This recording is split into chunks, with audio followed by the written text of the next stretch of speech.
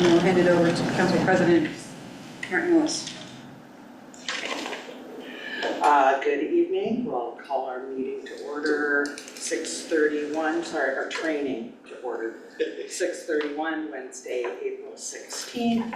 And I'm going to hand it off to Myra. Okay, so we'll do roll call.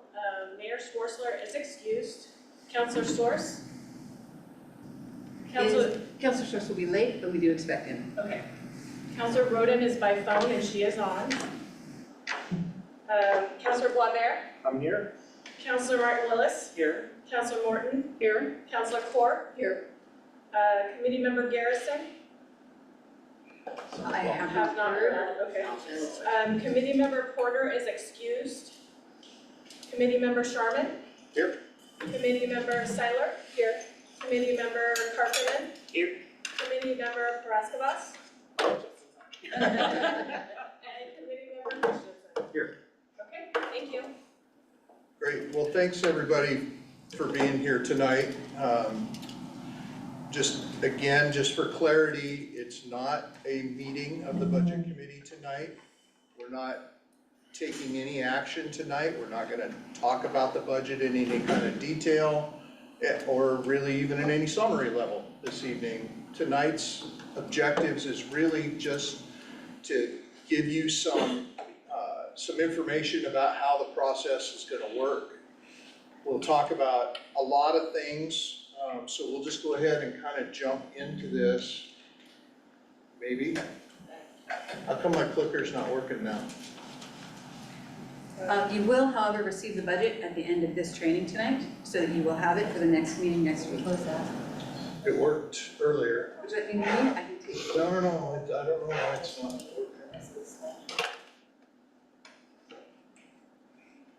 Stand by for just a moment while we address technical difficulties. Did you load the one with so it's showing up with my notes at the bottom of your screen? Try to click again. Nope, negative. It says click on the PowerPoint, didn't control what I have. Is it the PowerPoint or is it the, The PowerPoint is what's on my screen and that is. there we go, now it's working. Okay, I just clicked a Oh, couple you times. clicked it. I wonder if the batteries are dead in this thing. Are you Sorry. pointing it at? There you go. I should be pointing it at first up. Oh, there you go. I think where you're sitting, maybe it's just. Oh, okay, we got it. Hands free. All right, we're back on track. Thank you. So, tonight we'll talk a little bit about, all of this is based around what's the objective of doing the budgeting process, and it's really just to present that clear, implementable budget to the council ultimately for adoption, and to be able to provide it to the community. So we're gonna talk about our approach to the budget, which includes roles and responsibilities, some ground rules, if you will, and some of the timelines and deadlines that are involved in that. Ultimately, the deliverable at the end of all of this is an adopted budget. It's a document that, gets filed with the county. You'll each have a copy of it. It's available to the public, and it becomes kind of a guideline or a roadmap, if you will, for staff as we implement that budget throughout the next fiscal year. So what we're going to talk about, and we've already started, is what's the purpose. We're going to talk about specific roles and responsibilities, because it's really important that the budget committee understands its role, which is similar but different from the role of the council. Now, the council participates in the budget committee, and in this setting, you're all equals. You're all members of the budget committee. There's no delineation between council members and committee members. So at this point, it's all committee members. We'll talk about some of the rules that are set out in statute, some of the rules that are set out in our own council rules and our charter, etc.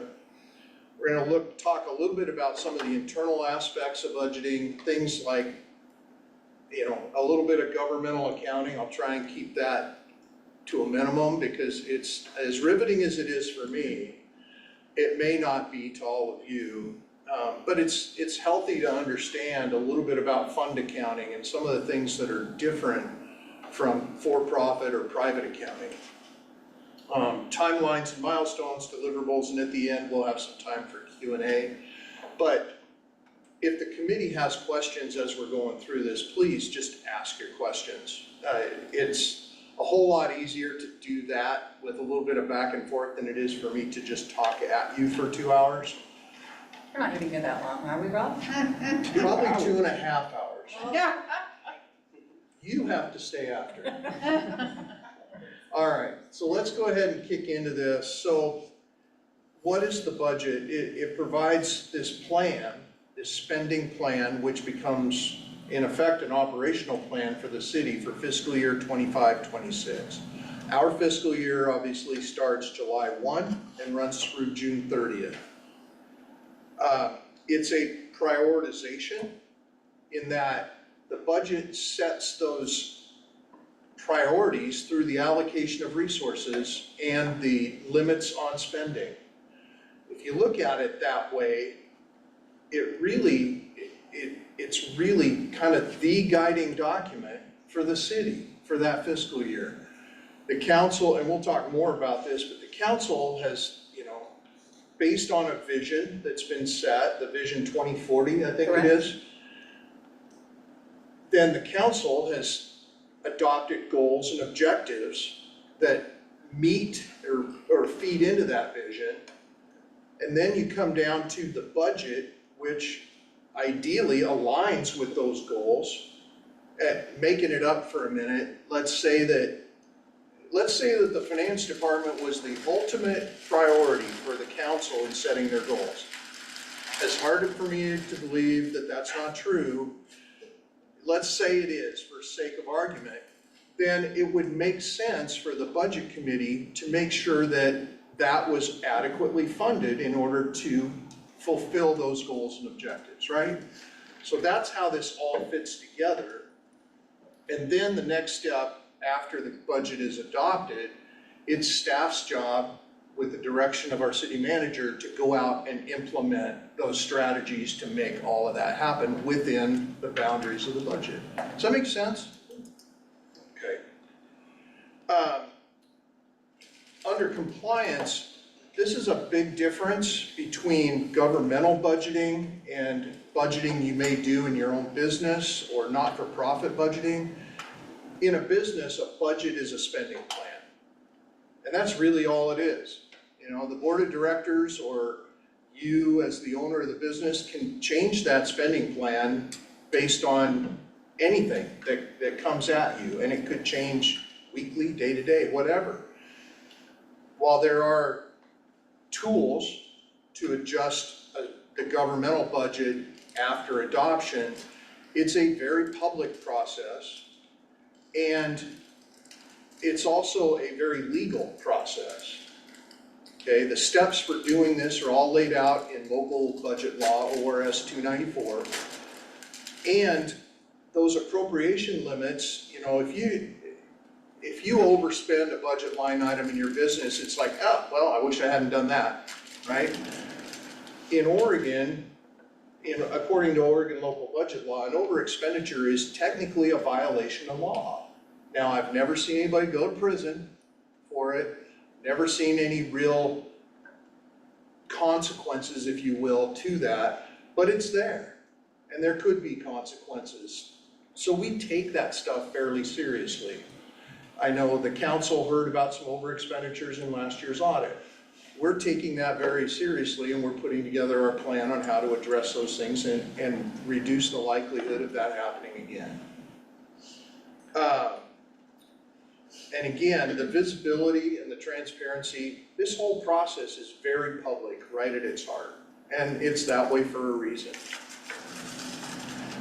So we're going to talk about each of these things as we kind of bounce through, so I won't spend a lot of time on that slide. But let's talk a little bit about what is a public meeting, because this is one of those areas that as a budget committee member, and some of you are new to this process, we could get sideways pretty fast. And the council's had some training on this, but basically this list across the right-hand side or down the right-hand side are the things that y'all just can't do. okay? We can't have any secret ballots, so no passing notes in class, all right? Committees and subcommittees are subject to that same rule that the council is.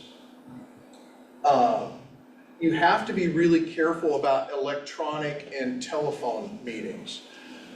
And we're gonna talk a little bit about this, but if I call you and you call him and he calls her and we're all talking about the same thing, you're having a serial meeting. Not as bad as a serial killer, but it's a serial meeting. And if it gets to 8 people, now we've done a quorum and we've got big problems. So we're gonna avoid that. Same thing with email strings. You know, if you've got 8 people on an email thread, we've had a meeting of this committee. And it probably hasn't been public noticed or anything else. So we just need to be really careful about keeping the conversations and the discussions in these meetings, okay? And that counts for Instagram, Facebook, Right, all of that stuff. Twitter, Meta, all that stuff. Yeah, try to not do it, okay? And then those quorums, we're gonna talk about what a quorum is, but for this group, because there's 14 members, regardless of how many are here, a quorum is 8. Now there's 1, 2, 3, 4, 5, 6, 7, 8, 9, and 10 with Councilor Roden on the phone. So we have a quorum tonight. Doesn't matter, we're not gonna do anything. If, let's say it's next week, and we want to elect a budget chair, and there's 8 people here, that vote has to be unanimous for that action to take effect.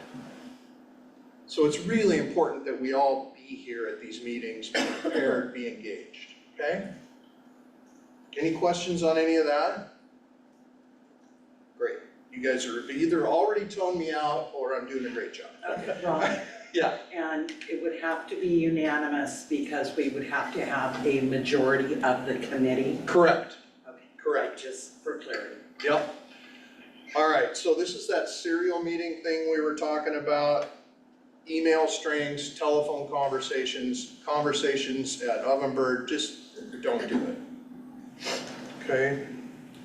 So let's talk a little bit about where this comes from. It comes from Oregon Public Meeting Law, which is defined in statute. I believe it is ORS 192.610 to ORS 192.690, for those of you keeping score. The whole basis for Oregon Public Meeting Law is that we have an informed public that's aware of what's going on and that decisions are made in front of that informed public. Okay, we have things like executive session at the council, but they can't make decisions there. They have to come out and make those decisions publicly. That's part of that Oregon Public Meeting Law. No private meetings, and then we have our council rules of procedure. The sections are noted there, and they basically reflect what's required in state law. Okay? Conflicts of interest. So, I'm just gonna read you these 2 bullets. I know y'all can read, but I'm gonna read them to you because this is important, and could be important at any point in our process this year. So a potential conflict is when an action taken by a public official in meeting their responsibilities as part of this committee could have a financial impact on that official, relative, or their business.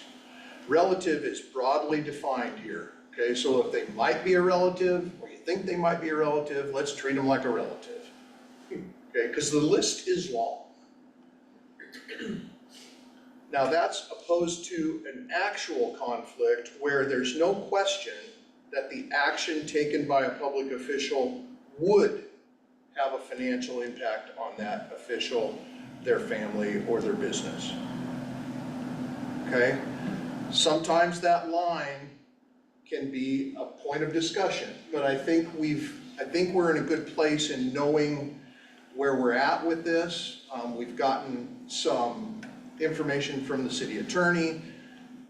Our city manager's well versed in this. I hope we don't have to go down that road, but the information is here so that we know what we're dealing with, okay? And the Yes, statement of economic interest, when was the deadline or when is the deadline on that? Because that would SEI? just close things It too. was yesterday. I think it was the 15th. I think it was too. wow, great question, I didn't know. So, thank you. Well, you don't have to fill it out. I don't have to fill it out. Whew. Okay, if there is, oh, go ahead. Sorry, do the committee members need to do that as well, or just the? The elected officials Yeah, need just to. The elected officials, yeah. Wait for the. So if there ends up being any kind of question about potential versus actual, the guidance really comes from the Oregon Governmental Ethics Commission. They're a great resource. I know we've used them before in various circumstances, but that's what they're there for. So understand that. So the next slide gets into this just a little bit in terms of process. So if we have an actual conflict of interest with one of you during this process, at some point, the process, I said process a lot. Yes, So yes. what's gonna happen is you will announce that you have an actual conflict of interest. You will disclose that, and then you will recuse yourself from that action. Now, that's the legal part. The best practices follow-up to that is that you would actually leave the room. And that, while that's not required in law, it's suggested because it takes away any appearance of wrongdoing that could happen through body language or, you know, nonverbal communications of any kind. It's just seen as kind of the best way to deal with it. And Yeah. best practices is also to announce at the very beginning of the meeting, Right. every single meeting. Whether Right. it's an actual or a potential. Right. Thank you. If you have a potential conflict of interest, you're gonna announce what that potential, you're gonna announce that you have a potential conflict of interest. You're gonna disclose what it is. But you're not required to recuse yourself from the action, and you can remain at the table as part of the discussion. And Okay. vote. And vote. But people need to be on notice that there's a potential conflict of interest. People at the table, people in the public that are, that are watching and listening, okay? Cool. One other thing I'd add to that is if there is a violation, the city's not affected.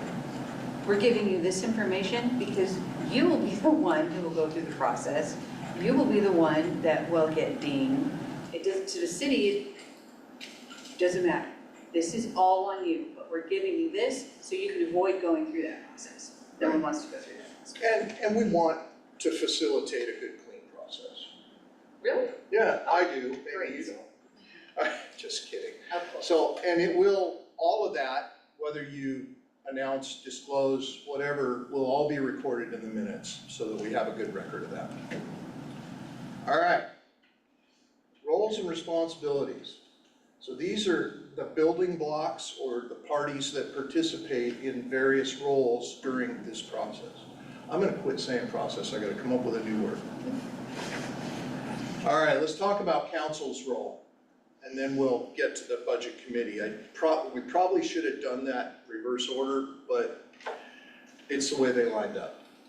So again, it all starts with the council, right? Providing that clear vision, because that's really where it has to start so that we maintain that linkage. The council sets the policies and the direction for the city that staff then carries out, and that the budget committee allocates resources based thereon. The council also has the last step in this process in that they adopt that final budget. That always, people always kind of struggle with that maybe a little bit. It's like, well, they're part of this process. Yes, but again, they're part of this, the council is part of this process just the same as you citizen members are. They're no majority, so they can't railroad this thing through. They can't, you know, they don't have any more power or less power than y'all. This committee is very, very important, as we'll see when you get to what the roles of the budget committee are, in that they set kind of the upper limits on, say, spending that council really can't arbitrarily increase. They can decrease, but they can't increase without going through some steps. One of which is to bring the committee back if they want to increase it by any real amount, okay? You're gonna have to explain that. Yeah, and we will, when we get to the budget committee part. So, looking at it kind of through a different lens, if you will, the city council is bound by all of these rules and parameters, including our charter, our adopted city council rules, the local contracting policies, Oregon revised statutes, and the administrative rules. All of those rules basically put the side rails on what can happen. Our rules, again, just as a reminder, require the civility, decorum, professionalism, communication that really is just part of making this committee work, right? This will be a very smooth, nice, meaningful process if we can all work together. And that's how we hope we've set it up. We hope we're gonna be presenting information in a way that will allow that and will allow all of you to be engaged that way. Could I add one comment? Yes, ma'am. You mentioned Vision 2040 earlier, Okay? and that was a big part in making a lot of these longer range decisions. And I just wanted to note that that was an extremely public process with several hundreds of people, almost 1,000 people involved with giving public input on how the future of this city was going to look and how its finances were going to be managed. Well, thank you. That's excellent context. And I appreciate I that. think also the newer members probably need to review Vision 2040, so they have a context. That's an excellent point as well. And if you need a copy of that, please get a hold of staff and we can make sure that you have that available. Is it on the website? I believe it's on the website, and Okay. then in addition, we had a council goals, 2-year council goals, and we're gonna be meeting again because those 2 years are up this year. And those council goals took into effect 2040 and then built on that to dive a little bit deeper. And you'll see, we have in the budget, particularly in the budget message. You can't talk, don't I'm talk not, about never what's in mind, the no, budget. never mind. So everything ties back to those two things, I'll just say that. Thank you. There we go. Now be quiet. Hey. So speaking of 2040, there it is. So, sound financial planning, backing all community initiatives, ensuring that public dollars are wisely and prudently invested. It's right out of the vision statement. That's really what this whole document that you're gonna receive is about, is making sure we're being good stewards of the public money. So I talked a little bit about that linkage that we gotta maintain, right? From the vision down to goals and objectives, to the resource allocations, down to the implementing strategies. So if we can just kind of keep that in mind as we go through this, that helps, I guess, maybe with a basic understanding of why we're here and what we're trying to do. So what is this budget message thing that everybody's talking about? That we're not supposed to talk about?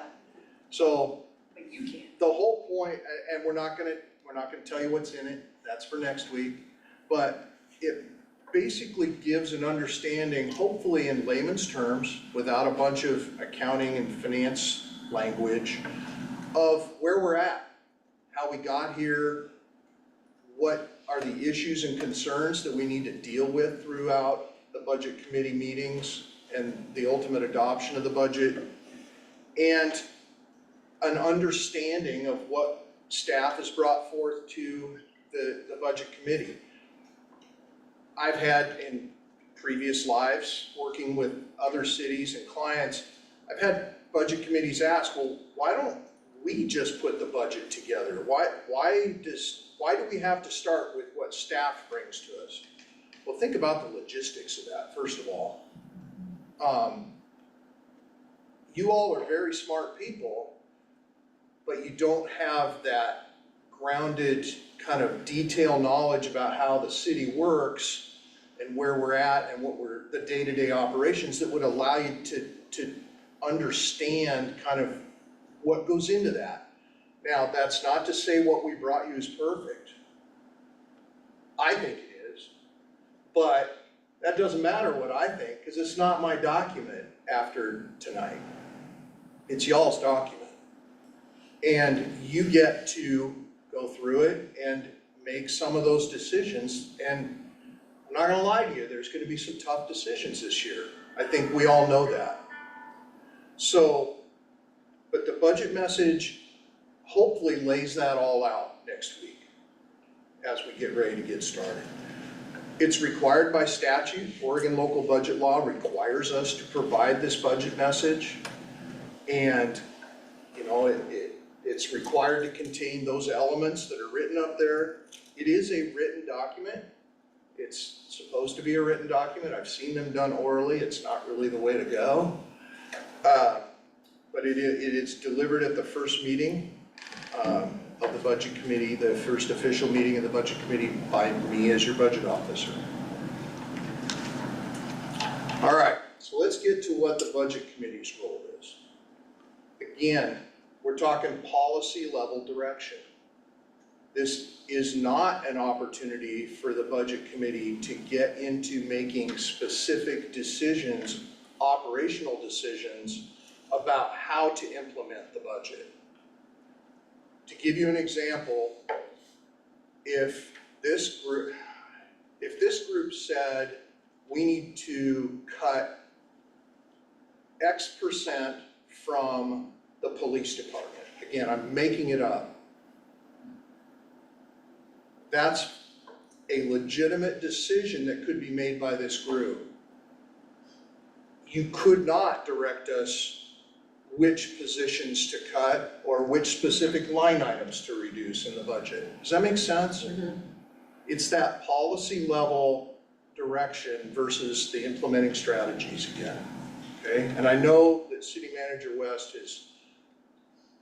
she's been a pretty vocal cheerleader since I've been here about the difference between policy and operations, but it's for a reason. Again, it's your role to align where we are at with this budget to those council goals. I feel like I'm dodging this camera, sorry about that. And ultimately to approve the budget that has been proposed, either as proposed or as amended. Now, if you make changes to the budget as we go, staff will keep track of those changes and provide a reconciliation and a summary of where we end up so that when you get to the end, you can do the right, make the right motion to approve the budget. So we'll take care of those things and keep track of those things for you and then bring them back.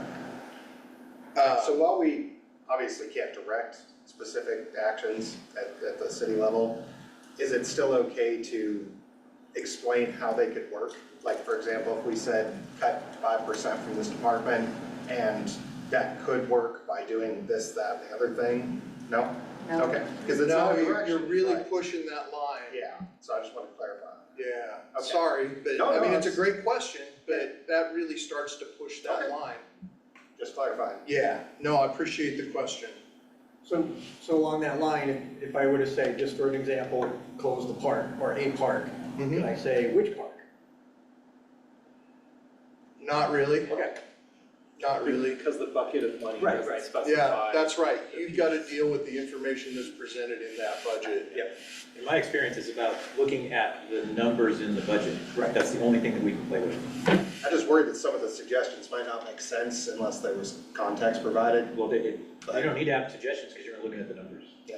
So Okay. whatever the line item is in the budget, the numbers we're presented with is the only thing we're dealing with. Cut it by 5% is a number. That's And we're gonna talk about philosophies for budgeting here in a little bit, and maybe that will help. Okay. So if And not, call me The out. same thing would apply to council. We don't have any authority to go to the director of public Right, works right. and say, here's how you should do Right. this. This is our only conduit, and that's rightfully so, because that's who we hired. Right, no, I understand.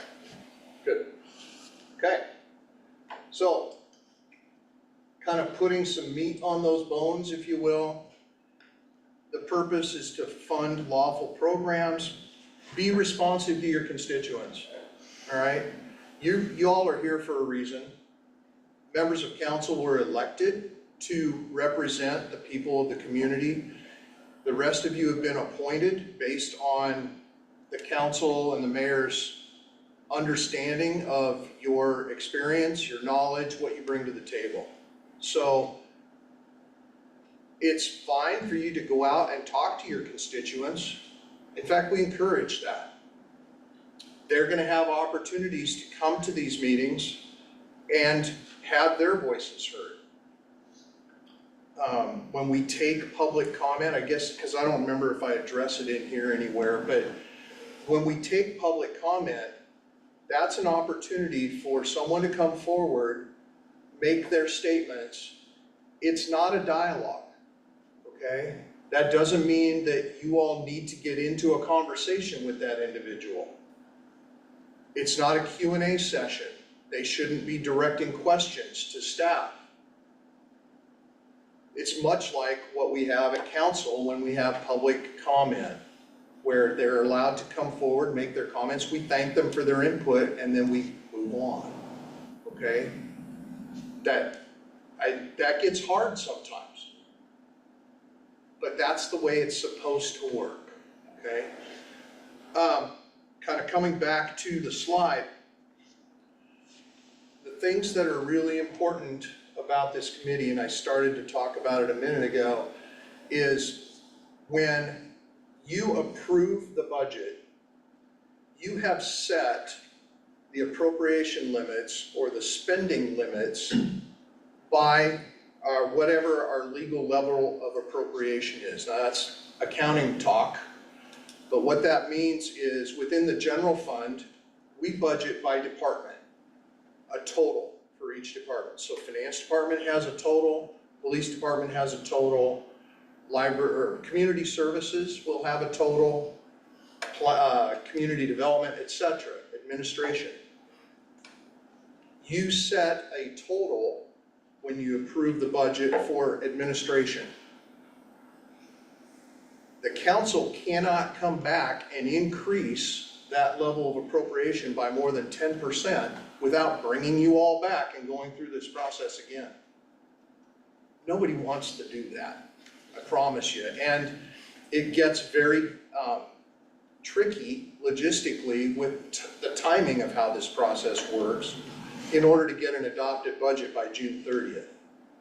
If we don't have a budget by June 30th, we don't have the authority to even open the doors or legally operate as a city until we get a budget. I've never actually seen that happen. I understand it has, but I've never seen it, and I don't want to see it, okay? That's me being selfish.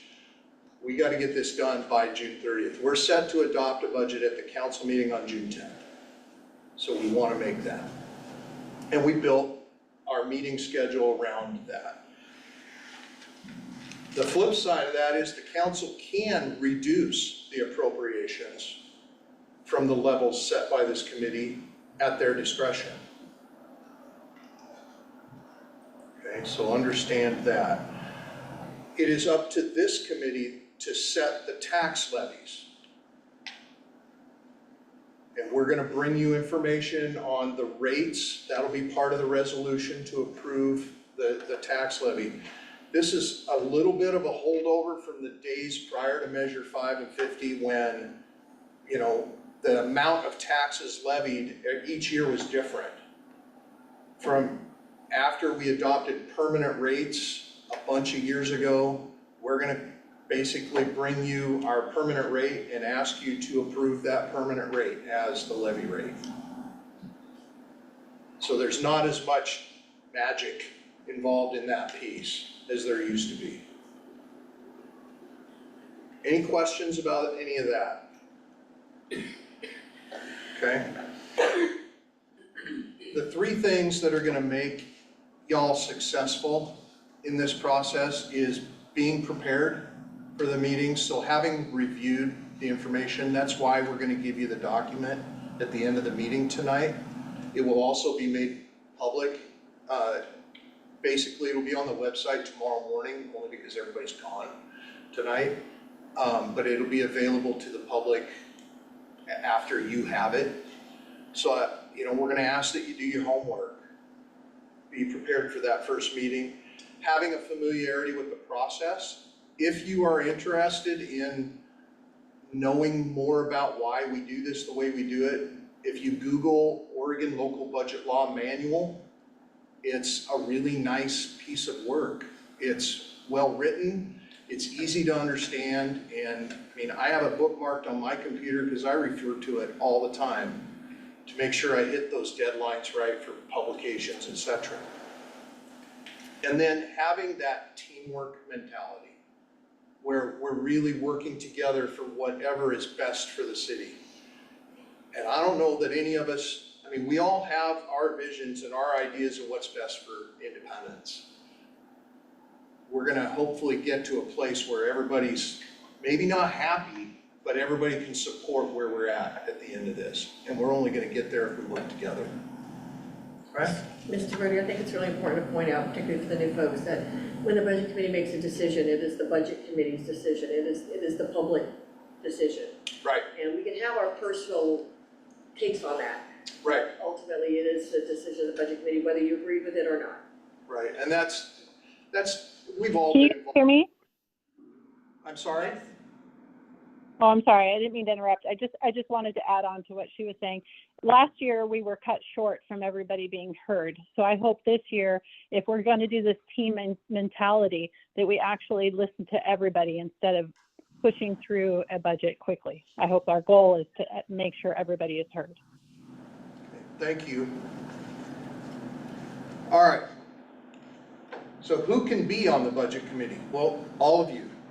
Congratulations, we can check that box. But it is made up of the governing body, in this case the council, and an equal number of appointed citizens. No compensation. Sorry, you're not getting paid for this. You can submit something, I'll just deny it. Cannot be city officers, so I couldn't be on the budget committee.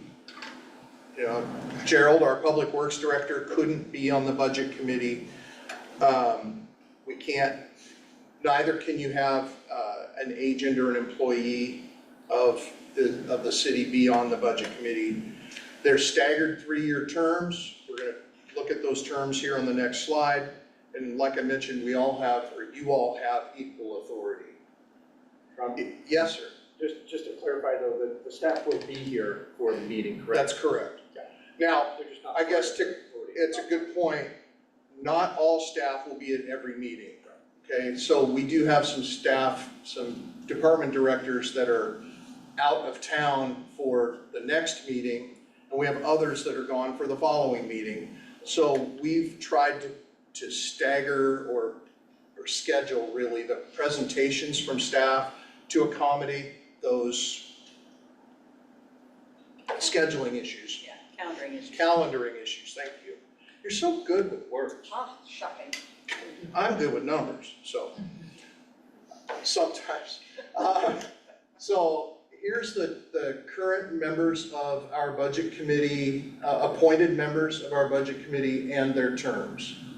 So for what that's worth, we got 2 new members that are, you know, just starting their 3-year terms with Mr. Sharman and Mr. Karkinen. And a couple in 26 and a couple in 25, so 3 and 25. 3 and 25. So there you go. That's how long you're gonna be with us.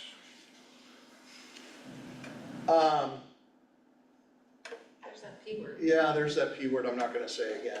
So at our first meeting next week, we'll read the budget message, we'll take public comment. That budget document will be available, as I mentioned, after tonight. We will select a chair of the budget committee. And I think it's been tradition here at Oregon, in Independence, that the budget committee chair be one of the appointed members as opposed to a member of council. That's not in statute anywhere, but I think that's the way we've done things. We've talked about quorums. So this is kind of an important piece here. The committee may request and receive additional information from staff. The way we're gonna ask that you do that, because law requires that that request come from the committee as a whole, not from an individual member of a committee. And what that does is it helps keep one member of the committee from taking control or driving the process when it's supposed to be a group process. We're gonna ask that if somebody wants additional information to be brought to the committee, that they make a motion, and that motion be voted on by the committee. Because that makes it clear, it gets it in the minutes, and it helps staff know what we're responding to, just to be honest. This process gets crazy for y'all, multiply that by 3 for us, just trying to keep up with the conversations and know where we're at. We may ask you clarifying questions throughout, just to make sure we're on the same page. Yes? Rudy, does that overwrite our ability to send questions to the city saying, I've got a question about this particular line item as we're going through it? Because we've always done that. We've always, set a spreadsheet or set a long document list of questions. Maybe more procedural questions than anything, why is this line item in this bucket or whatever, those kind of things. If we have to do all of those in the meeting, that's gonna be a lot of motions. Yeah, no, I understand what you're saying. Can I come back to you on that at the next meeting? Yeah. I think last year you guys decided it was just for major requests, like where you have to prepare a report or Well, something. yeah, I mean, if we need them to come back with a presentation, obviously, that's a big thing that you need to prepare for. But if I've got a question about this line item was something last year, now it's this, what's the difference? I realize there's a level of work associated with that, don't get me wrong, but Sure. to have to make motions for every one of those little things, No, we're, as a committee, are gonna miss some. I appreciate that. It might be a good idea to limit that to this first week between when we get the budget document and when we meet together next week. That would be an appropriate time for the more random questions. Yeah, let us kick that around a little bit and see if we can come up with something workable for you, because I appreciate that. We'll be here until June. Yeah. If we gotta do that, and I had not thought about that piece of it. Yes? Wouldn't, oftentimes things like that come up just in the course of They do. discussion? They do, but once we get our budget tonight, if I start flipping Right. through it tomorrow. No, and I agree, we Yeah. don't want a motion for Right, and rather than wait everything a like week to that. get an answer on something that could be simple, Right. procedural, we should be able to do. But I understand you're trying, your department is shorthanded and we've got to be cognizant of that too. And I think in years past, we had all the email questions were to you and your staff, and then you presented the answers to all the questions to the whole group, right? So that we share that with everybody. Yes, and I think a part of this is we want to make sure that we capture all the questions. And as Councilor Clore indicated, we are incredibly short-staffed right now in finance. And I honestly don't know that the number of questions we had last year, I don't believe we have the capacity to respond to them. If you ask that many questions that in-depth with what we had to come back with, I don't believe we have the capacity to give it to you. Could we possibly set aside maybe the first half hour of the meeting to go over random questions, and if you can't answer it, then you put it on your list for something later? And we can make a motion to Yeah, address it? we'll talk Yeah. about it. Yeah, Okay. that's a possibility. When I came up with this idea that clearly was only half-baked, the idea was for, let's say that you wanted, a cost analysis of this scenario.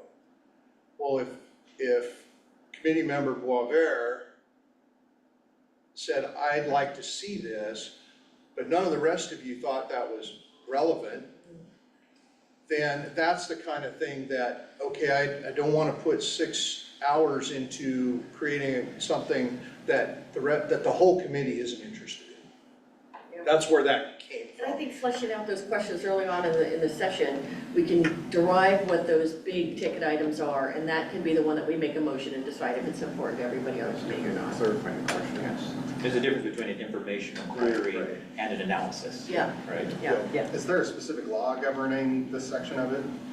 I'm sorry? Is there a specific law governing this section? No. No, this is just trying to make sure that with our limited staff capacity, that we can actually respond appropriately. Okay. Okay. Well, now that I screwed that all up, let's move on. No, we created an opportunity for us to have a better process. She's good at this. Yeah, she's done, it's not her first rodeo, it's actually her second rodeo. So, all right, so again, this is just a visual, some people are read, some people are visual. This is just a visual kind of summary of how this goes. So the procedures are laid out in, this is just a reference point of some of our city rules that lay out kind of how this goes. Okay, and we're already basically checked these boxes, so we're in good shape. We've covered basically all of this, right? We've talked about how we need to align with the goals, with the strategic plans that are out there, objectives, policies, and understanding that this is that the ultimate finished product of the committee is a recommendation to the council. But it's a strong recommendation, right? Because some of that stuff can't really effectively be changed, which gets at a lot of people. I've been involved with budget committees who've said, well, this is just a rubber stamp process. It's not the way we do it here. You know, if you're adopting a $800 million budget in a 20-minute budget committee meeting, that sounds like a rubber stamp. That's clearly not what we're doing here. This committee has a lot of power and authority. And in fact, this year, I'm just gonna throw this in because I think it's really cool. This year, we had 2 members of the budget committee with us through the entire process. Oh, right, why don't you talk about that a little bit, because maybe not everybody's aware. Yeah, so this year, Budget Committee member Boisvert and Budget Committee Garrison were with us the entire process. So they sat with us for basically a week, and they listened to the packages that all the department heads brought. They learned all about, well, we have this much money, we need this much stuff, how do we make these 2 match? They bounced ideas back and forth. They provided us with input on what the community might think and what we might want to really take a hard look at. And we helped them to understand this process and what we see. And the goal is, if you have questions, they were there. They were there. They can help you to understand that whole process. And it's not coming from staff, because their perception is going to be a little different than ours. So having them in that entire week, in every meeting, they have that knowledge. And I think, as far as I know, I think we are the first city to ever do that. And I'm pretty proud of that process. I think it went quite well. Yeah, I mean, if I may, when I was in the military, we called it the sausage making. I mean, I get to see literally a department head say, this is what I need for stamps. And so down the road, if someone were to say, you know, you don't know what they're doing behind the closed doors or whatever, I sat through every single department head's briefing and saying what they needed for the year. And so did, you know, a member of the community, Garrison. And so I was honored to be part of that. And I think it speaks well for the transparency of our town. Great, thank you. Okay, I know it feels like we might be beating a dead horse here yet, but these are important, ooh, sorry, bad choice of words to the barrel racer. Excuse me. So, my daughter has a saying that she's used with me since high school. She's like, Dad, if the horse is dead, just get off. Which means I heard you, I don't want to talk to you anymore. Again, to make this all work, having that shared understanding, which committee member Boisvert and Garrison can help with in terms of how we got to here, and then you all sharing information, sharing your insights on how we go forward. Shared ownership, we talked a little bit about that a minute ago, in that when the committee makes a decision, it doesn't have to be unanimous, but it needs to be supported by the entire committee, because that's the process. Everyone contributes. There will be an opportunity for each of you to contribute throughout this. To what level is really up to you, but we're providing that forum, and local budget law provides that forum for you. Room for everyone to have their own ideas and opinions. Conflict is a funny thing. Conflict can be healthy as long as it's done professionally and it's done with respect. It's when falls outside of that it gets a little dicey. So I think a good, healthy conversation about the pros and cons of any of this stuff in this budget is going to be healthy for all of us. People are passionate about this budget. I'm not going to lie to you. Okay, there's a lot of stuff, and y'all know it's coming. People are very passionate about certain programs, certain departments, certain positions. That, you know, that's part of the formula. But we are gonna have to make some difficult decisions. Atmosphere of trust and encouragement, I think I don't need to go into that. And participative decision-making, that's what this is all about. Okay, and if at any point somebody feels like that's not happening, I think it's on you to raise your hand and say, hey, let's get back to what those principles were, okay? We have to self-police. I'm not gonna be the budget czar and say, you can't, you know. Some ways to kind of help us.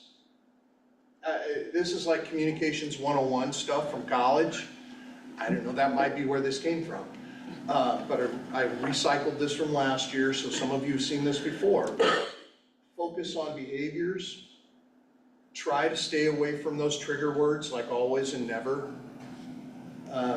Using I statements so that people know where you're at. Say what you want as opposed to what you don't want. That keeps that positive kind of flavor to the communication. Be careful about your nonverbal communications. You know, it's not hard in a group this size to see when somebody shuts down or when somebody becomes angry. And we want to try and keep that momentum. And then giving others a chance to speak. And Councilor Roden, Committee Member Roden on the phone, you know, talked about that already. Will we be still under the operation of Robert's rules? Yes, yeah, that's the only way to maintain any kind of control over this at all and make sure that we actually get through it. Okay. City manager is the next block on this that we'll talk about. It was her job to kind of corral the cats that are your department heads and bring you something that is balanced, that reflects what we believe as staff is a path forward. It may not be a perfect path, it may not even be the best path, but it is a place to start. And it is a balanced budget, meaning every fund that is presented in this budget document is balanced within itself. Okay? That becomes really important when we start having conversations about the general fund.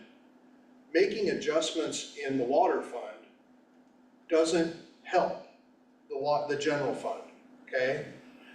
They're separate and distinct, there's really no crossover there. Okay, there's a couple of things, but we'll talk about that at some point. But, for example, making a flat percentage cut across the entire city accomplishes something, but it does not solve a problem specific to one fund or another, okay? And that's just an example. Also, part of our city manager's role is to, once that budget's adopted, to take it and run with it. She will direct me, the HR director, public works director, on whatever we need to make sure that we implement that budget as adopted. Okay? And then supporting and guiding us through that operation and through the framework. Really, it sums up, she hands it off to you, you do your stuff, you give it back to her, and we run with it. In terms of our charter and the council rules, that's all laid out as that clear separation of policy and operations. And this is just meant to be a resource to you if you want it. You can go look these things up, read through them. What's finance department's role?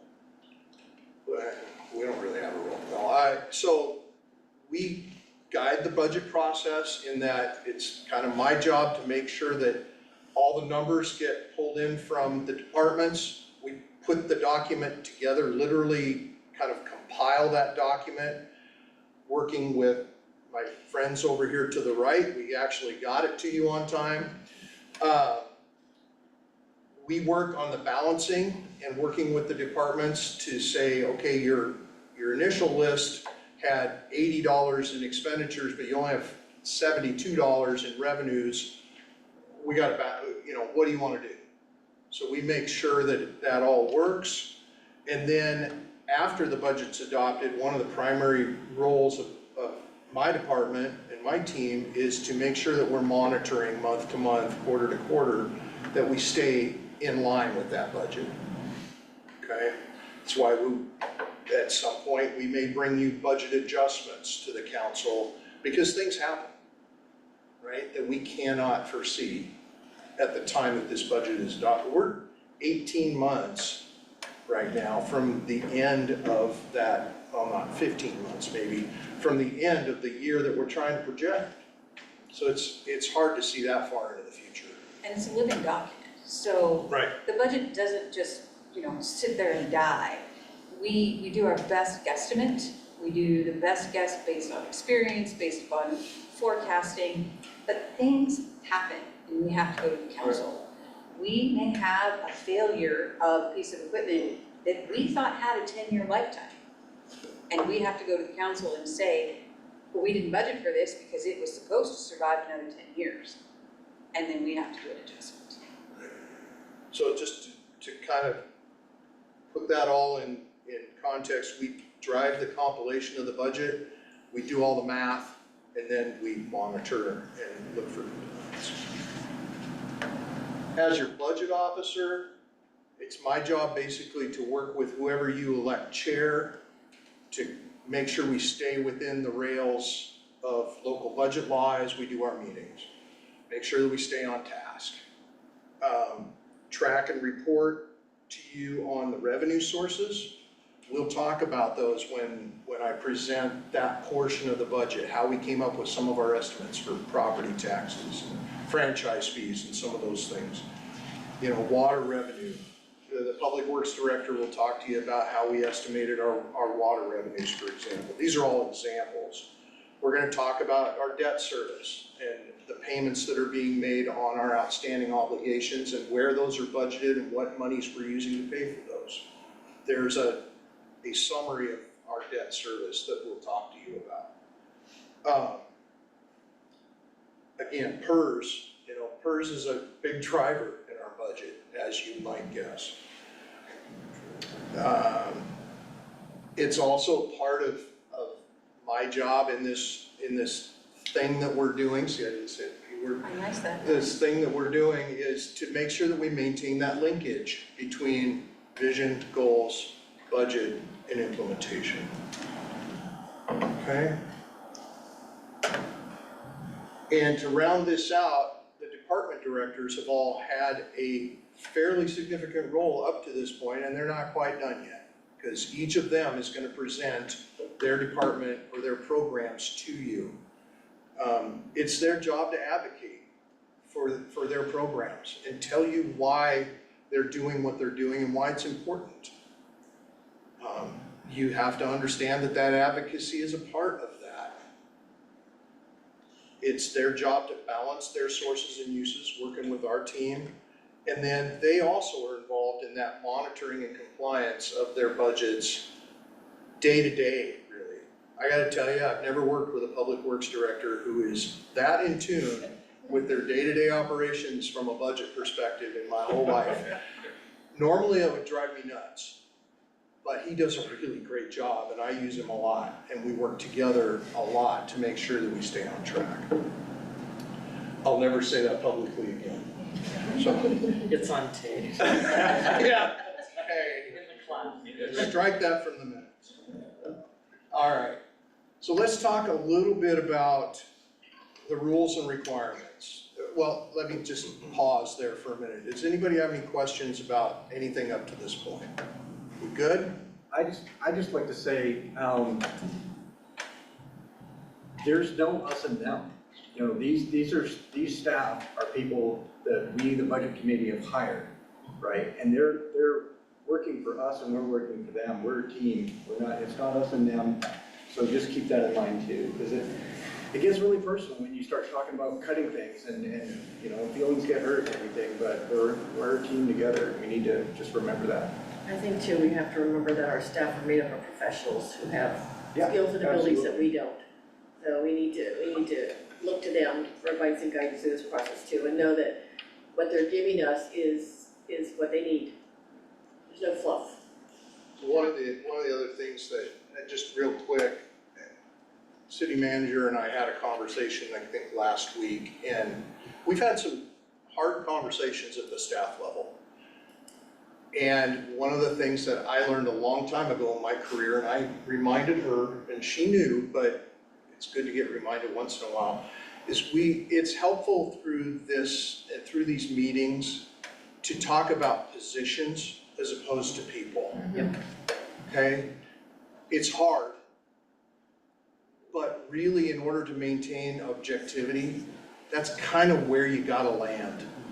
So I would encourage that. I don't know if we'll be able to do that, it's really hard. It's hard And as because a we're a small professional- city, we know a lot of the staff, Yeah. Right. that's what makes it difficult for us. But, But we the need to- military looks at it as faces as faces. So we look at the spaces rather than the individuals, but again, it's hard because we know who's buying those Right. positions. I wanted to make one more comment about last year's process, which I'm sure will dovetail with this year's process. As we were discussing the budget last year, which was no fun either, there were many suggestions that were made in this group about things that could be changed moving forward, including charging more for the concerts and charging more for the wristbands for Independence Days and so on. And we, with faith, charged you to go ahead and take care of those things. And because of that, the shortfall that we're looking at this year is less than what was expected at this time last year. That's correct. Ira? Council Roden has a comment to make. Oh, yeah, go ahead. Thank you. I just wanted to say, I feel like we breezed over the line item over expenditures we made. So if we cannot address it this meeting, at the next meeting, I'm going to bring forth a motion that we figure out why those things happened and what we can do to not be nearly $750,000 overspent in our line items. I think that's a very significant error that we've made, and I'd like to make sure that we don't do that when we go forward. So I'd like to know who is responsible for that. So, and thank you for the question. I guess I'm not sure, well, what the plan was, or what my plan was to bring that information to the council at the meeting on May 11th? May 3rd, whatever the first meeting in May is. And as part of my quarterly financial report from the finance department. So that was the forum that I was gonna try and address that in, as opposed to here in the budget committee. The budget committee is not the appropriate forum, Counselor, it is the council. The budget committee handles the budget. They do not handle the last year's information or those policies. That is definitely at the council, and Finance Director Moody will discuss that.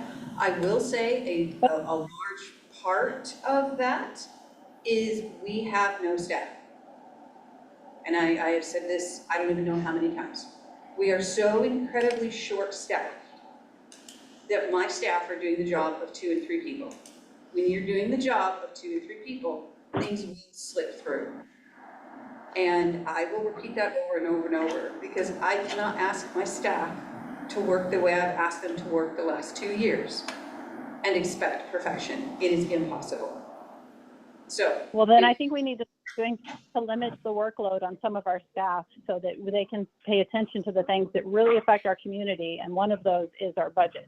So, I mean, maybe we should stop doing other things, focus on the most important things for our 2040 vision instead of looking at how we're going to operate the trolley like that if we're so busy. And I think it is important for us as a budget committee to look at the mistakes of last year and the overspending, so that we can have transparency and trust in the staff that's bringing forth this budget if we're supposed to agree to it. So I think it is important. And you guys keep telling me not to bring up the past or it's not appropriate here, but it is appropriate. And I'm going to stand by that. Okay, Counselor. Thank you. Thank you. It's not the appropriate committee. The council is. This committee cannot make that decision. So we'll bring it up at the council meeting. I'm not asking you to make a decision. I'm asking you to be transparent with overspending. Counselor? Thank you. Okay. So jumping back to the slide here. Is that? No, it's not blurry. It's because I took my glasses off. Okay. Oregon local budget law, again, gives us the rails for what we're doing. We can't get outside of that. We have done our publications to this point. We followed each step of that manual, and we'll continue to follow that throughout the process. There's several well-defined steps and roles that we've already talked about. In terms of deadlines, I mentioned that June 30th kind of critical date. We set budget adoption for the June 10th meeting, just in case something goes sideways at the council level and that they need to bring it back to that next meeting. That gives us the time to deal with that if we have to. I hope for the best, plan for the worst kind of thing, right? And then what we did is we just worked backwards in terms of the required publications, et cetera, to set our meetings so that it all fits nicely in that period between, really, we started the budget process in January and we work on it all the way through that adoption in June. And again, the over expenditures that we've talked about, you know, there's consequences and we're aware of those consequences, and like I said, we'll be bringing a plan to the council. On that next slide, did I miss it? Oh, I did, I went one too far. Okay, so I'm not gonna give you governmental accounting 101 here. I taught that at Portland State, I swore I'd never do that again. But I just want to talk a little bit about fund accounting for for some of you who have like zero experience with it. We have, I don't remember how many funds, but each fund is a self-balancing kind of entity, if you will. Think about it as each fund is its own business. So the general fund operates kind of all by itself. The water fund operates all by itself. It funds itself, it spends its money to provide those services. None of our funds are designed to make money, right? We don't start like a private business where we know what our profit margins need to be or what we need to return to our investors, and then go out and figure out what it costs to do that. We start from a service perspective. What services are we expected or do we need to provide? What does it cost to do that? And then we look at the revenues that are available to us, and that's what gets us to where we are today, right? Because we're gonna have to balance. What we brought you is balanced. It's not ideal. And so to get closer to that ideal, y'all are gonna get us there, hopefully. I'm gonna talk a little bit about buckets, but not like she talks about buckets, okay? I think of each fund as a bucket with different colored money. The general fund bucket is always empty. It just kind of happens that way. We can't just take money from another bucket and put it in the general fund bucket, okay? That's not legal. That's what I say. I know, but, so then, and I'll give you an example from my days in Sherwood. I lived in Sherwood, I was the finance director for the city of Sherwood. At the time I was there, we built a new grade school on the south end of town. They passed a bond to build the grade school. When they finished it, everybody came out and was singing the praises of the school district because they finished it early and $1 million under budget. So they had $1 million of this bond money left after they built the school. The problem was in September when the school opened, they could only open about 2/3 of the school because they didn't have enough money to pay teachers to fully utilize this brand new school. And Joe on the street doesn't understand that. They're like, well, you said you had $1 million left, go hire some teachers. There's only 2 uses of that money that are legal. One is to do the construction and the other is to early retire the debt. Legally, that's all you can do because that's the contractual deal you made with the voters. That helps kind of illustrate that separation, right, and those restrictions. We talked a little bit about categories and appropriations. I talked about the general fund budgets at the department level. Every other fund we have, water fund, sewer fund, special revenue funds, budget at the category level, meaning personnel services, materials and services, capital outlay, debt, transfers, and contingency. That's the level that we have to lock things down at.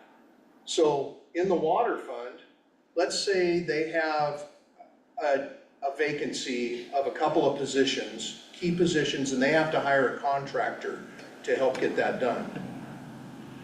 They might have extra budget in personnel services, right, because of the vacancies, but a contractor gets charged materials and services. So we might have to come to the council in that situation and move money from personnel services down to materials and services in order to have the authority to spend that. Does that make sense? Yes. Okay, good. You guys are all over this. Could you explain what enterprise funds are? Sure, that's a great question. So we have governmental funds and enterprise funds. And it's basically, those are accounting terms. Our enterprise funds are the water fund, the sewer fund, and the storm drain fund. Okay, and the reason they're called enterprise funds is because it's the understanding and basically the expectation that they will pay for themselves with user fees. That's what delineates enterprise funds from governmental funds. They're the closest to a business Right. accounting that you will see Right. in government. Right. Okay, so let's talk about budget philosophies. This comes back to your question a little bit ago. There's straight cuts and there's surgical cuts, right? I'm not gonna speak for this committee, but staff's position, and I think I can speak for staff, is that we've always taken the approach of surgical reductions when that's become necessary. The idea behind that is if you just lop off 25%, 20%, 10%, whatever, off of the entire organization, now you have a whole lot of things that you can do okay, or maybe not so okay. Versus if we have a dollar target that we need to do a reduction, if we reduce a program, maybe we can't do that program anymore, or maybe we can't do it very well, but we can still do the other things that we do at a very high level and at a quality level. That doesn't mean that decision's any easier, okay? This is not my first rodeo either. So I know that doesn't make it easier, but that's typically the approach staff has taken. Obviously, this committee has some say in where that goes and how that goes. Contingencies, you hear us talk about contingencies, reserves, fund balances. They all sound like the same thing. In some ways, they kind of are. I don't want to get bogged down in that conversation about the semantics. What I would tell you is that contingency is a budget term, and we budget contingencies to provide flexibility so that if something comes up that we didn't anticipate, we've got somewhere to go to get the money to do what we need to do. If we never touch the contingency in the general fund during the year, it basically becomes our beginning fund balance the next year. Fund balance is an accounting term and a reporting term, meaning that's where we start the year, and ending fund balance is how much we have at the end of the year. So they're related, but they're not exactly the same thing. You will see in funds other than the general fund, you will see the term reserves used. Our public works group has reserves set aside for things like buildings, building repair, major maintenance, replacement, vehicles, Well, equipment. Huh? Well failure. Yeah, well failure. So I don't know if he has a reserve for that or not, but anyways, we've got things that we have set aside reserves. Those in the budget are identified that way. For accounting, they just roll into the ending fund balance, okay? And the whole thing is about flexibility. So I've worked with cities where there was zero trust between the council and staff. It's not a very fun place to be.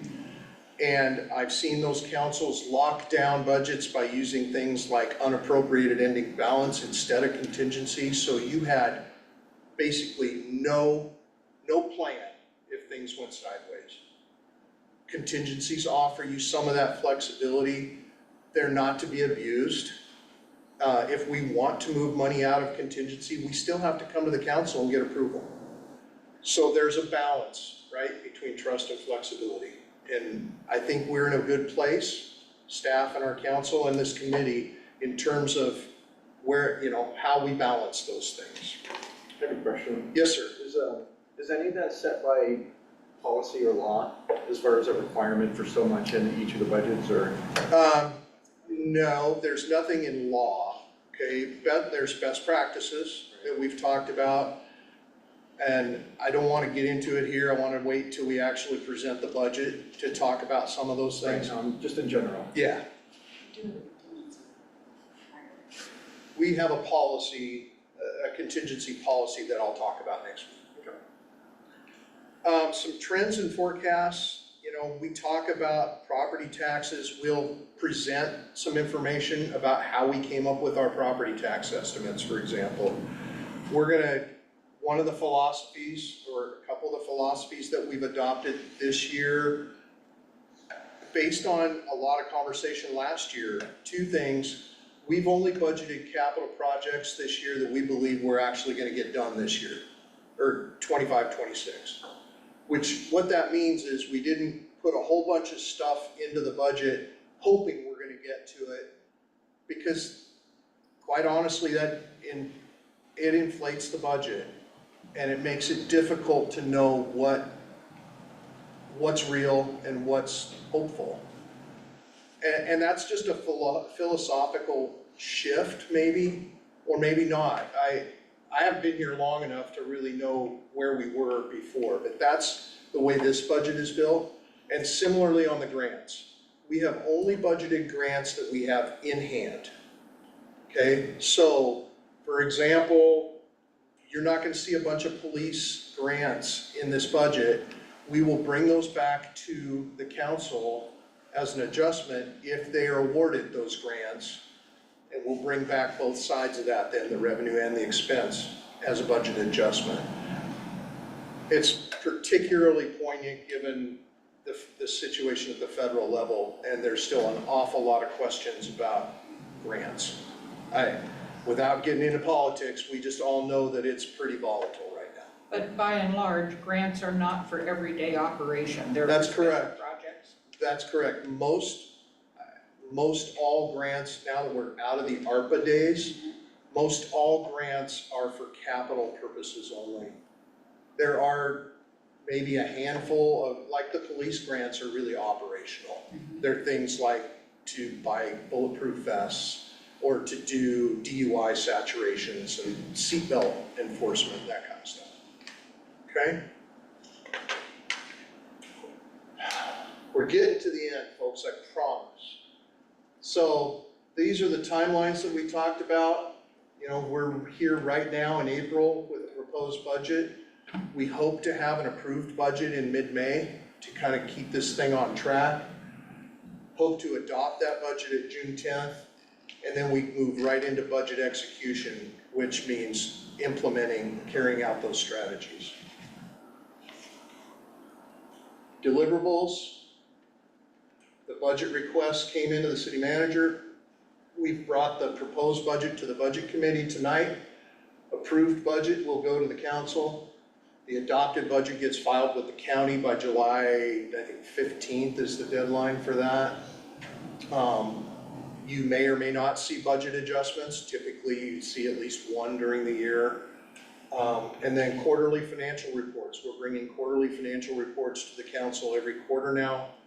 And along with those financial statements, they get a briefing on kind of what's relevant at that time and tied to what decisions the council has recently made. Budget execution is just really all about compliance and how we manage our money inside the boundaries of the budget. Look at that. I don't know what time it is, but I hope we're on schedule. Almost 8. Wow. Oh, you're welcome. I might be able to give you a few minutes back. Yeah, questions? This is my 7th, God forbid, budget. That was the best orientation we've had. Yes. Well, thank you. Oh, now I'm so folksy. Well, I mean, last year we had somebody from LOC or Yeah. COG or whatever do it, and that was awful. This was really good. It's because she was an attorney. Well, and I think it was less personal It was awful. last year. It was I mean, This, Point of I mean, clarification. With regard to the 24-25 budget Yes, ma'am. that we approved last year and that you've operated on this year, Yes, ma'am.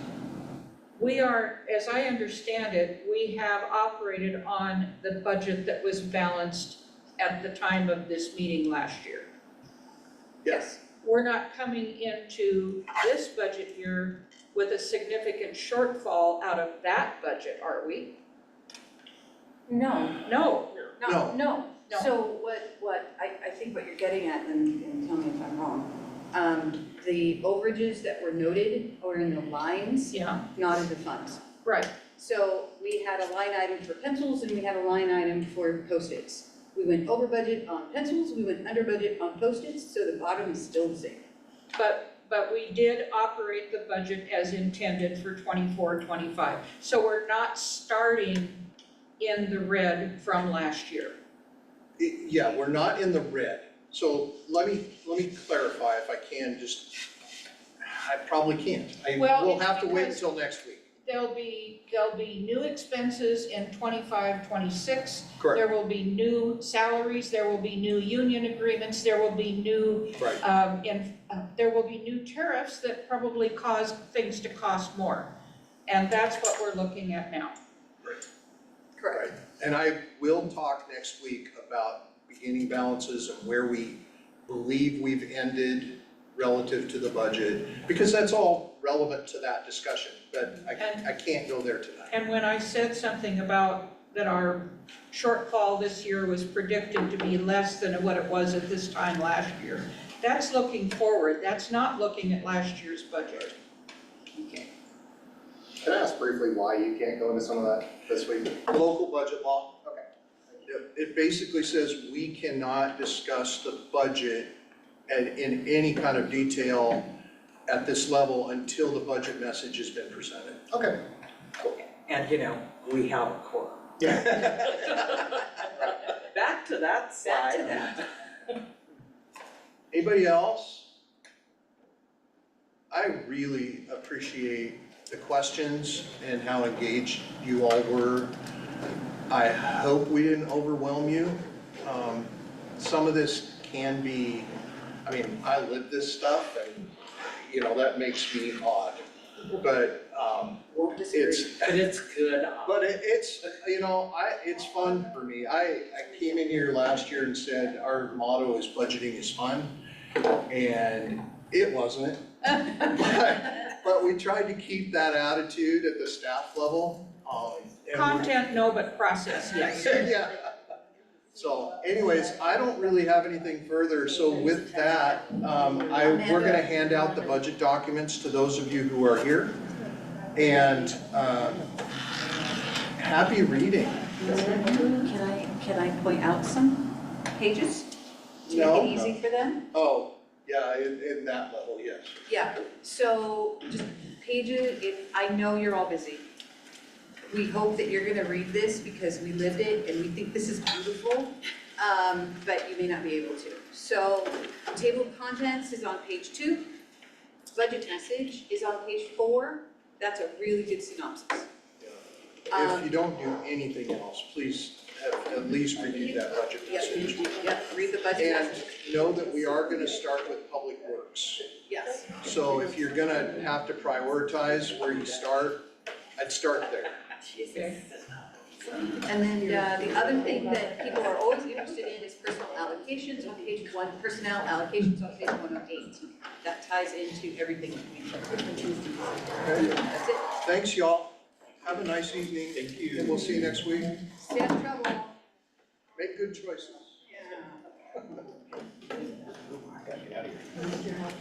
Uh,